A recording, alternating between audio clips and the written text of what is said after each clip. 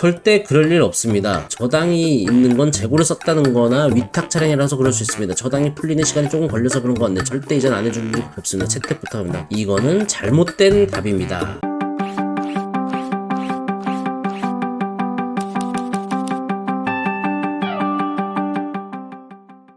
안녕하세요, 이성모터스의 양문준입니다. 이번 시간은 요즘 굉장히 중고차 채널에서 이게 경기 얘기를 해야 되나 싶은 그런 내용인데요. 좀 무겁기도 하고요. 그래도 이 고객님 입장에서는 알아야 될 내용이라고 생각을 합니다. 많이들 모를 내용이에요. 그래서 한번 말씀을 드려보려고 하고요. 제 채널 메인이고요. 중고차 팁, 상담, 그리고 위쪽으로는 뭐 업로드한 영상들, 이 자동차 하려고 소개도 하고 차량에 대한 특징, 가격들 설명해드리는 내용들이고, 여기는 이제 중고차 구입하거나 판매하시면서 좀 생각을 해볼 만한 내용들, 제 경험담이기도 하죠. 경험담이면서 고객님들 입장에서 알아두면 좋을 내용들, 그런 걸 좀 설명을 해드린 거고, 이런 상담 같은 경우에는 이 중고차를 선택하시면서 중고차를 판매하면서부터 고객님 입장에서 고민했던 내용들을 제가 선별해가지고 설명을 해드리는 내용들입니다. 큰 도움이 될 거라고 저는 생각을 해요. 차에 대해서 잘 모르시는, 중고차에 대해서 잘 모르시는 고객님들, 구독자님들, 시청자분들은 꼭 이 영상을, 제 영상이, 제 목소리가 재미가 있진 않으니까 잠이 안 오실 때 영상을 보시면서 주무시면 잠이 아주 잘 올 겁니다. 한번 영상을 시간 되실 때 한 번씩 보시고요. 자, 이제 제가 본론으로 들어가겠습니다. 이 지금 인플레이션 뭐 그런 단어들이 나오면서, 뉴스들이 나오면서 금리가 지금 굉장히 많이 오르고 있죠. 뭐 저도 이제 제휴점을 하기 때문에, 금융 제휴업을 하기 때문에 할부를 운영을 하고 있습니다. 금리가 지금 굉장히 많이 오르고 있어요. 은행을,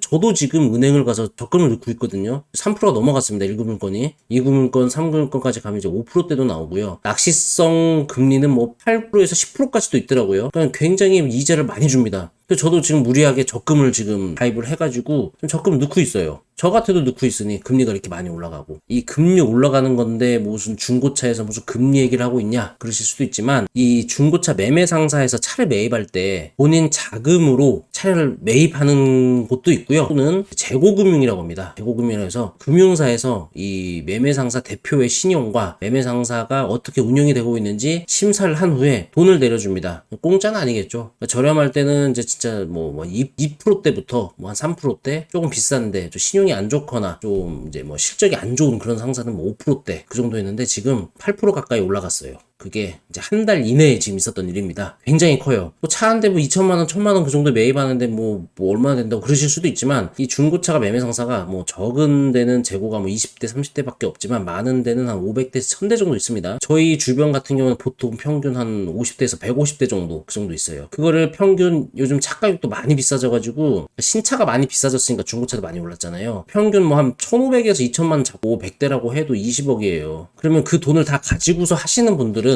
상관이 없는데, 대부분 재고금융 사용을 합니다. 재고금융을 사용하면서 이자를 낼 거를 생각을 해야 되는데, 이게 뭐 12개월 동안, 1년 동안 차가 안 팔려가지고 묶였다고 해서 12개월 동안 이자만 내면 되는 거 아니냐 생각할 수도 있지만 안 그렇습니다. 이게 기간이 또 있어요. 뭐 3개월, 6개월 기간이 있고, 그 기간 동안 문제가 생기면 이 어떤 일이 생기냐를 말씀드리기 전에 한번 설명을 해드려 볼게요. 이 중고차가 있잖아요. 이 중고차 물건이 있으면 매입하는 상사에서 돈이 없어요. 그러면 금융사에다가 빌려요. 빌리면 금융사에서 체크를 하고 저당을 잡아요. 이 물건에다 저당을 잡습니다. 그러면 이 매물을 이제 팔아야 하잖아요. 팔기 위해서 이 차량을 매입한 상사에서 고객을 만나든지, 아니면 매매 알선하는 딜러를 만나서 계약서를 써서 차량 대금을 지급을 합니다. 대금을 지급을 하면 이 차에 저당이 잡혀있기 때문에 이 매입한 상사에서는 다시 금융사에다 돈을 갚아야 돼요. 갚아야만이 저당이 풀리고 명의 이전이 돼서 고객님한테 명의 이전까지 됩니다. 차량은 먼저 출고는 하죠. 출고는 먼저 하지만, 선출고하지만 이전을 하기 위해서 이런 걸 겪습니다. 과정을 겪어야 과정이 필요합니다. 그래서 이 저당 설정, 고객이 차량 대금 지급 후 저당 해지 후에 이전된다. 이 말씀을 제가 써놓은 거예요. 이게 무슨 말이냐? 좀 어렵나요? 어렵진 않게 제가 좀 작성을 해놨는데, 이게 차량을, 이 고객님이 이 차량을 구입하기 전에 압류조회를 한번 해볼 필요가 있어요. 갑부, 을부를 떼본다고죠. 근데 저당은 을부라고 합니다. 이 을부를 떼어봤을 때 캐피탈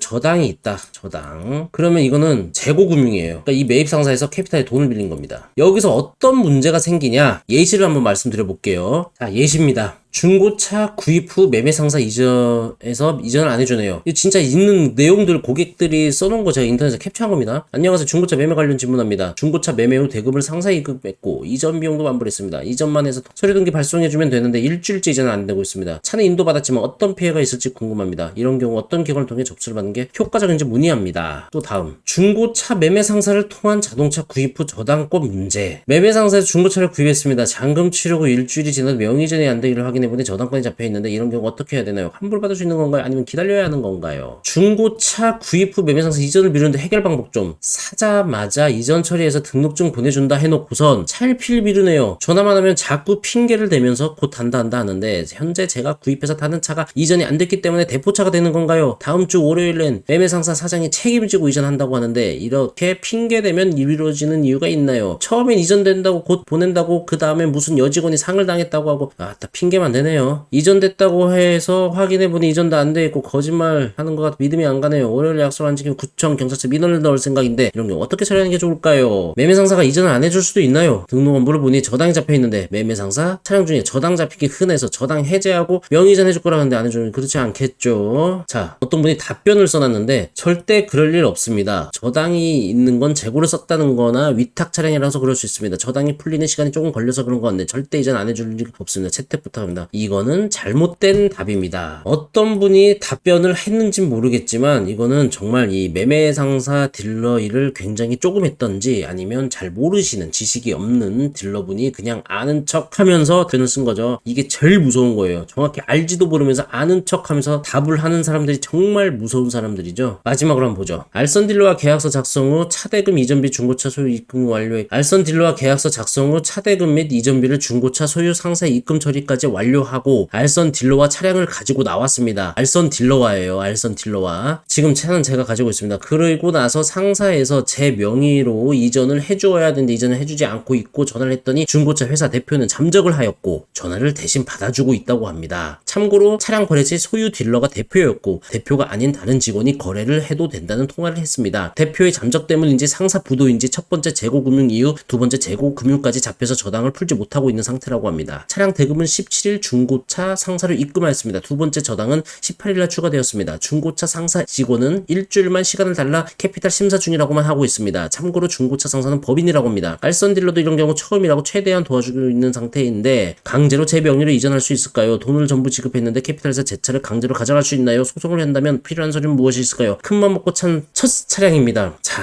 이걸 제가 왜 보여주냐면요.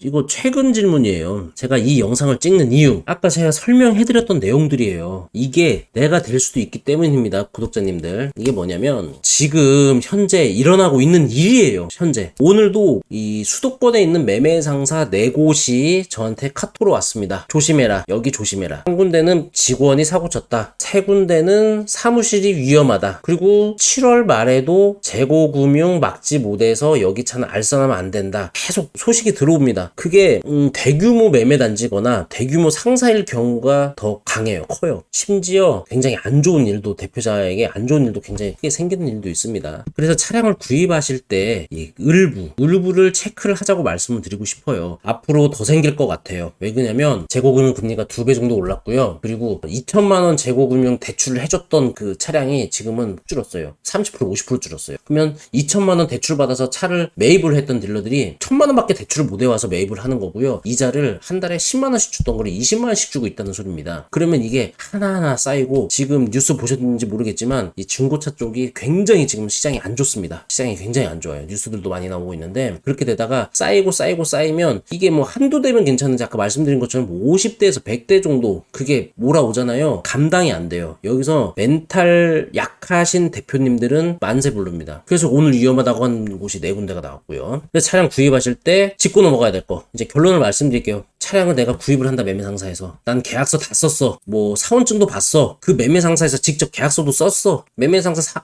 사업자도 봤어. 다 필요 없어요. 재고금융 못 갚으면 끝이에요. 이 알선 딜러가 나랑 친해. 아니면 뭐 내가 믿을 만한 사람이야. 근데 이 알선 딜러도 고객님이 매입상사로 돈을 송금할 수 있게 연결을 하고 계약서를 쓴 것 뿐이에요. 이 매입상사에서 저당을 풀지 못하면 금융사에 돈을 갚지 못하면 이 차량은 고객님한테 간 차량 명의전이 안 돼요. 이게 그냥 알선 딜러와의 법정 싸움부터 이 매입상사 법정 싸움이 되는데 여기가 만약에 만세를 불러요.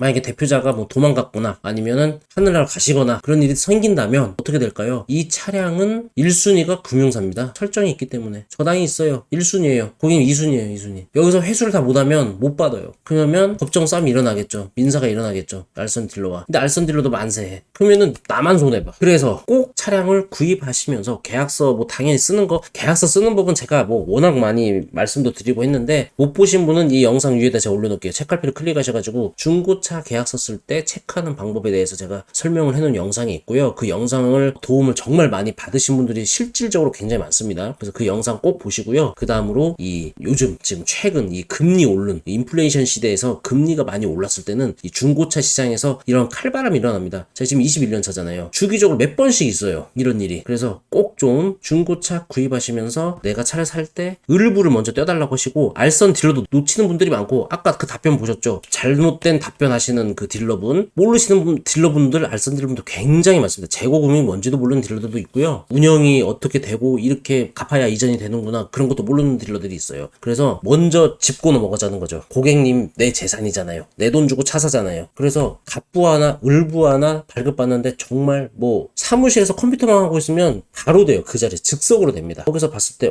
재고금융차다 저당이 잡혀있다 이 차에. 그러면 계약서를 쓰더라도 문제가 이렇게 생길 수 있기 때문에 이 알선 딜러한테 이 매매 상사가 어떤 상사인지 한번 뭐 알아봐 달라 할 수도 있고 이 차에 대해서 문제가 있는지 한 번이라도 짚고 넘어갈 수 있는 고객님, 스마트한 고객님이 되셨으면 좋겠습니다. 제가 뭐 설명을 잘 했는지 모르겠지만 좀 뭐 궁금하신 점이 있거나 이런 뭐 경험이 있거나 뭐 도움이 필요하거나 하시면 제가 아는 지식 안에서는 뭐 도움을 드릴 수도 있으니까 연락을 주셔도 좋습니다. 또 좋은 영상 준비해서 찾아뵙겠습니다. 감사합니다.